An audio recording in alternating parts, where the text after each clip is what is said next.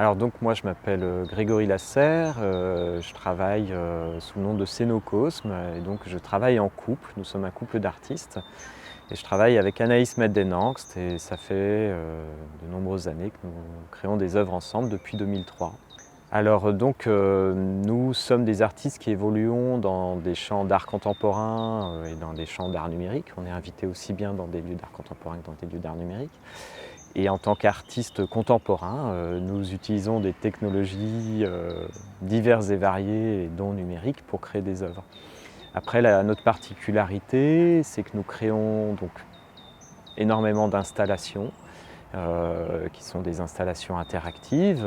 Donc il y a des détournements d'outils numériques pour amener les spectateurs à avoir des expériences corporelles avec les œuvres. Ce sont des œuvres qui engagent le corps. Et puis il y a dans notre travail toute une démarche d'hybridation entre éléments naturels et éléments technologiques.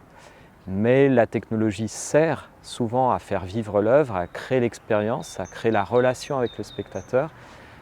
La technologie, par contre, n'est jamais premièrement mise en avant, en fait. Ce qui engage surtout notre volonté d'amener une expérience artistique, c'est avant tout cette dimension humaine, sociale, corporelle, on engage le corps. Alors donc aujourd'hui, je présente une œuvre. Alors on avait déjà exposé dans le cadre d'autres festivals Zero One des œuvres avec des végétaux interactifs qui produisent du son quand on les caresse. Et donc on a cette démarche de relation avec les plantes, les végétaux. Et aujourd'hui dans le parc, je présente là juste derrière moi un arbre qui semble complètement anodin. C'est un arbre existant, vivant dans le jardin. Et en fait cet arbre-là, il a une particularité. Donc j'invite les spectateurs en fait à se coller contre, à mettre l'oreille contre l'arbre. Et quand on met l'oreille contre l'arbre, en fait on entend une sonorité qui n'est pas perceptible autrement. On entend un son qui peut évoquer un cœur qui bat, qui peut évoquer le ressac de la mer, des vagues. C'est un son en tout cas très apaisant, très organique, très corporel du coup. Et cette œuvre engage cette relation entre le corps humain et le corps de l'arbre. Donc on invite les spectateurs à faire corps avec l'arbre. L'origine de ce projet, avant cette création, il y en a eu plein d'autres. Vraiment, cette volonté d'engager les spectateurs autour d'une expérience à partager à plusieurs est très présente dans notre travail depuis longtemps. Il y a aussi dans notre travail toute une recherche, toute une démarche artistique sur l'idée d'hybridation entre éléments végétaux, éléments naturels de manière plus large et technologie. Et donc nous avons créé des œuvres dans lesquelles on interagit avec de l'eau, dans lesquelles on interagit avec des pierres. On a fait des œuvres avec du bois interactif, des sculptures de bois interactives, avec à chaque fois des rétroactions visuelles et sonores plus ou moins variées, plus ou moins riches et étonnantes, et qui se déclenchent ou qui se perçoivent, qui sont ressenties grâce à l'implication du corps, à travers le toucher, à travers le souffle, à travers la caresse, à travers l'approche. Ça, c'est vraiment présent dans notre travail depuis très longtemps. L'interactivité, donc on travaille sur des œuvres interactives depuis longtemps. Ce qui nous intéresse dans le fait de proposer des œuvres qui vont évoluer en fonction de la manière dont les spectateurs vont être dans l'œuvre. Alors celle-ci n'est pas vraiment... C'est une œuvre assez simple par rapport à plein d'autres créations que nous avons pu faire. C'est une relation, c'est plus une œuvre relationnelle qu'une œuvre interactive. Mais c'est vrai que la plupart de nos installations sont interactives. Et ce qui est pour nous intéressant par rapport à ça, c'est de créer une œuvre qui ne sera jamais la même en fonction de la manière dont les spectateurs vont être engagés autour d'elle. La plupart de nos œuvres, par exemple, amènent les publics à revenir, donnent envie aux spectateurs de revenir ou de rester longtemps.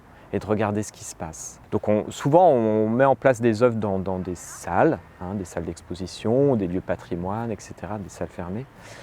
Et puis nous avons eu la chance de créer aussi d'être invités sur ce type d'œuvre, et puis il y en a d'autres où il y a des choses.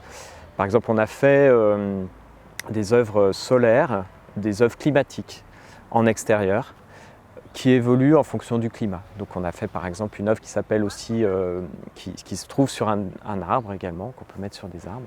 C'est une œuvre qui s'appelle Résonance cristalline. Ce sont des cristaux souples dans lesquels il y a un dispositif solaire autonome, sonore, qui produit du son, en fait, un résonnement dans les cristaux. Ce sont des cristaux sonores en fait. Et là, l'élément d'interaction, c'est le soleil. C'est-à-dire que cette œuvre sonore ne résonne jamais de la même manière en fonction de la manière dont le soleil va, enfin surtout les nuages, vont évoluer dans le ciel. Donc d'un seul coup, la partition sonore, ce sont les nuages, c'est le climat en fait. Donc parfois, on joue aussi de ce rapport-là. Et donc on crée un dispositif qui ne sera jamais le même, en fait, qui ne résonnera jamais de la même manière au cours de la journée. Le son va être parfois très intense, la course du soleil va tourner, le rapport au son ne sera jamais le même. Donc cette œuvre-là, on va venir la voir et on n'entendra jamais tout à fait la même chose. Voilà. Parfois elle sera très calme, douce, parfois beaucoup plus présente. On a aussi fait des œuvres qui évoluent avec le vent. Donc il y a aussi tout ce travail d'œuvres qui évoluent grâce au climat et qui donnent à voir au public une facette de l'œuvre à un instant T, et puis on revient, et puis peut-être ça sera différente. Et puis on travaille sinon avec des œuvres très technologiques. Ça fait 3 ans qu'on travaille avec un laboratoire de recherche rattaché au CNRS, et là on travaille vraiment avec l'informatique du futur. Ce sont c'est de la programmation partagée, donc ce sont des petits éléments qui sont comme des petits robots mais qui ne sont pas mobiles, mais voilà, il y a un petit peu d'intelligence embarquée dans chaque petit élément, et on les agglomère les uns aux autres, et c'est l'approche qu'on a de cette œuvre-là, elle est très organique également. On s'inspire des organismes vivants, de ce qui se passe à l'échelle des cellules, de ce qui se passe à l'échelle, on peut comparer ça aussi aux fourmis. En fait, par exemple, l'individu fourmi seul fait peu de choses, mais par contre, toutes les fourmis ensemble sont capables de faire des choses incroyables. Et c'est ce principe d'intelligence partagée, de programmation partagée. Et donc nous sommes en train on a déjà fait deux projets avec ces éléments-là, ces objets-là. Et ce qui nous permet de créer des espèces de sculptures interactives qui ont une relation lumineuse, sonore, et ce sont des objets qui sont capables de dialoguer entre eux, d'échanger des données entre eux. Voilà, donc on fait des sculptures interactives, on va faire plein de sculptures, on a plein de projets d'envie de sculptures interactives avec ces éléments-là. Des choses que l'on fait pour l'instant chez nous et avec le labo et qui ne sont pas exposables actuellement. Voilà. Et qu'on espère pouvoir remontrer à un moment donné au public. J'espère aussi. En tout cas, merci beaucoup d'avoir pris le temps pour cette interview. Merci. Eh bien, merci à toi.